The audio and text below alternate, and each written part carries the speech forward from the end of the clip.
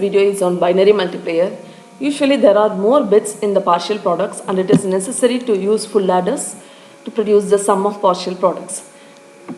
To understand this, let us consider a 2 bit by 2 bit binary multiplier.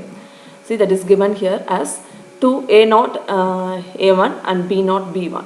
So now we are going to perform multiplication between these two bits. So if you perform the multiplication, the partial products are generated. The generated partial products are A0 B0. When A0 is multiplied with B0 and B1, initially you will get it as A0 B0 and then A0 B1. Then if A1 is multiplied with B0 and B1, the partial product generated are A0 B0, A1 B0, A1 B1. On adding the partial products, A0 B0 will be considered as C0 and A0 B1 and A1 B0 is added and it is considered as C1. Similarly, A1 B1, if there is any carry that is propagated from C1, it is propagated to C2 and these two are added. If it is not so, then it is not necessary and then the C2 will be there, and if there is any carry here, it is passed to C3. Okay. So now the logic diagram has to be drawn for the 2 bit by 2 bit multiplier. See, for C0 to get its output, A0 and B0 should be AND to perform an AND operation. So A0 B0 will be here given to the AND gate and C0 is generated. To generate C1, see A0 B1, A1 B0 should be ANDed and these two should perform an addition operation, which means that these two are the partial products and this should perform which means that should be given to the half adder. See, A0 B1 and A1 B0, that is these two performs an AND operation and is given to half adder to generate C1. If there is any carry, it is propagated to the next half adder, which means that, see here, the C1 output is, if there is any carry, it is propagated to the next state. The same it is performed here. The carry from the first half adder is propagated to the next. Then if it is there, if it is not so, it is not necessary. And if A1 and A2 should perform an AND operation and is given to half adder and it generates C2, and if there is any carry, that generates C3. Okay, this is the case. And if you consider a 4 bit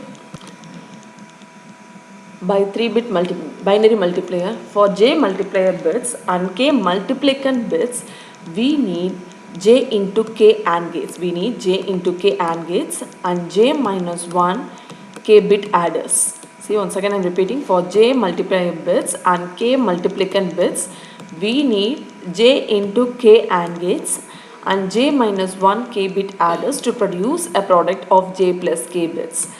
See, as we are considering 4 bit by 3 bit multiplier, your K multiplicand is 4 and multiplier J is 3. And thus we require 12 AND gates and 2 4 bit adders. As it is J minus 1 K bit adders, 2 4 bit adders are required. For 4 bit by 3 bit binary multiplier, here your multiplier is considered as A0 A1 and A2. So, and multiplicand here is considered as B0 B1 B2 and B3. So these 4 bits are multiplied with the multiplier A0 A1 and A2. Okay.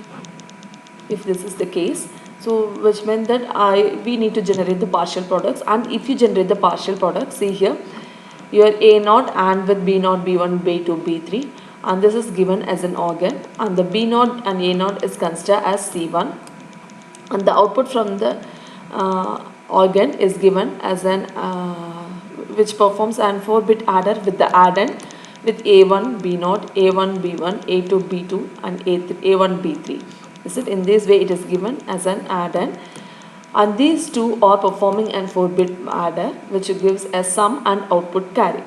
Once this is generated and the organ is given as an input to 4 bit binary adder, the addend that is generated here is with A2 between your B1 B2 B0 B1 B2 and B3. Hence the output from the first 4 bit adder is C1 and the output from the next 4 bit adder is considered as C2, C3, C4 and C5. If there is any carry that is generated, it is C1. So whatever be the multiplier it is, initially the partial product should be generated and that should be given perform an AND operation, and then further perform an addition operation, and finally generate the sum output, which is the multiplier output. So this is the same for all the cases.